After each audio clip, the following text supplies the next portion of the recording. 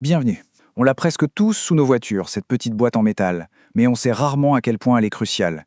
C'est une pièce qui mène une bataille chimique silencieuse à chaque trajet. C'est l'un des dispositifs anti-pollution les plus importants jamais inventés, et pourtant son fonctionnement reste un mystère pour beaucoup. Aujourd'hui, on va justement décortiquer le fonctionnement du convertisseur catalytique. La question de départ, elle est assez simple, mais la réponse est fascinante. Comment est-ce qu'un véhicule qui, par définition, produit des fumées toxiques, arrive à les transformer en quelque chose de bien moins nocif avant même qu'elles ne sortent du pot d'échappement? C'est ce qu'on va voir ensemble. Bon, pour comprendre la solution, il faut d'abord bien comprendre le problème. Et pour ça, on doit aller au cœur de la voiture, dans son moteur. C'est là que tout commence. Alors, voilà, un moteur à combustion, c'est efficace, mais c'est loin d'être parfait. En brûlant son carburant, il rejette un véritable cocktail de gaz toxiques. On a nos trois méchants principaux. Le monoxyde de carbone, le fameux CO, qui est un gaz très toxique. On a aussi les hydrocarbures, ou HC, qui sont en fait des restes de carburant non brûlés. Et enfin, les oxydes d'azote, les NOx, qui sont les grands responsables du smog et des pluies acides. Pas très réjouissant tout ça.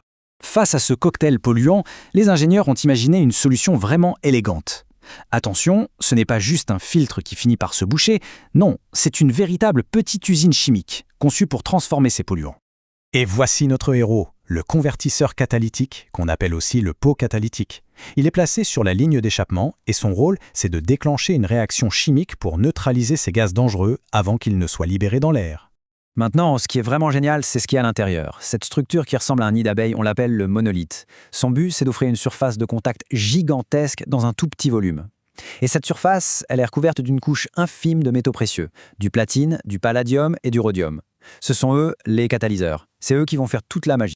Et voilà la réaction chimique au cœur du système. C'est presque de l'alchimie. Les gaz toxiques entrent d'un côté, et au contact des catalyseurs, ils sont réorganisés, transformés en dioxyde de carbone, le CO2, en eau, H2O, et en azote, N2. En fait, des composants tout à fait naturels et beaucoup moins nocifs pour l'air qu'on respire. C'est une transformation assez incroyable. Mais attention, cette magie chimique, elle ne se produit pas comme ça, d'un coup de baguette magique. Pour que le convertisseur fonctionne à plein régime, il a besoin de conditions très spécifiques. Le premier ingrédient absolument essentiel, c'est la chaleur. Le catalyseur doit atteindre une température d'au moins 300 degrés Celsius pour commencer à s'activer. C'est ce qu'on appelle sa température d'amorçage.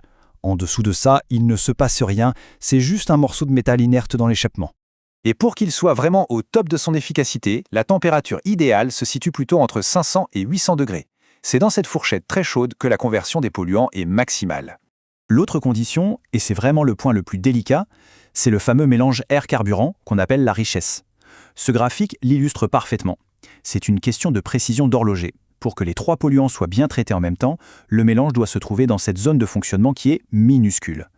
Un tout petit peu trop pauvre en carburant ou un tout petit peu trop riche, et hop, l'efficacité pour l'un des polluants s'effondre.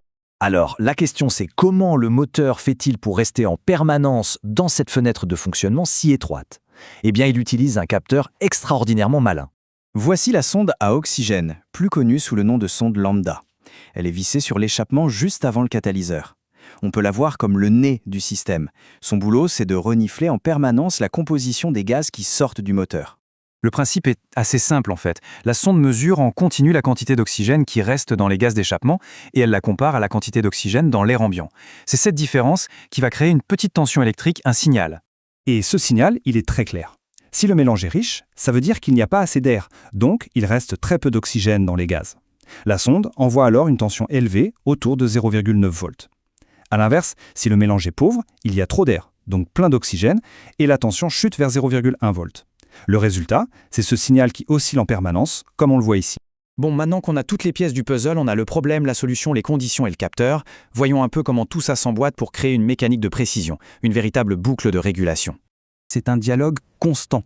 Le signal électrique de la sonde lambda est envoyé en temps réel au cerveau électronique de la voiture, le calculateur moteur.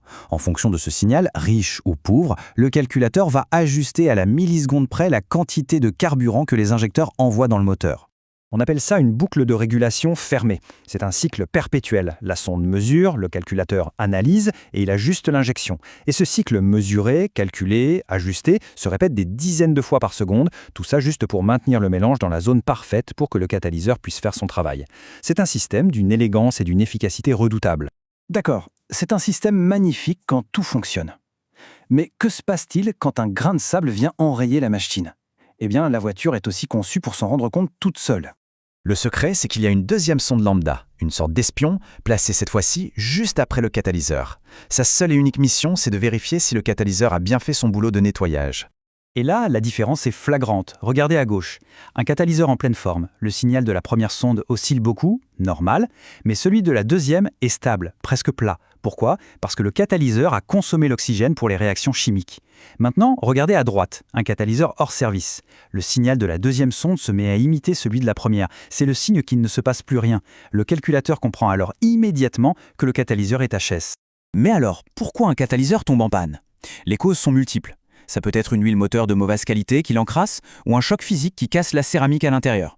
Mais très souvent, la cause vient d'un problème moteur. Des ratés d'allumage par exemple, qui envoient du carburant non brûlé directement dans le pot. Là, il s'enflamme et fait surchauffer le catalyseur au point de le faire fondre.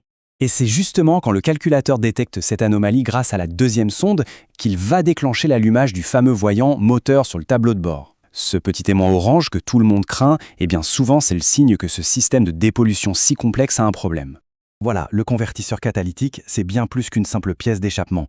C'est une véritable usine chimique miniature, pilotée par une boucle électronique ultra sophistiquée qui nettoie discrètement nos émissions. Mais alors que l'automobile se transforme, on peut se poser la question, à quoi ressemblera la prochaine grande innovation pour rendre l'air encore plus pur? Le débat est ouvert.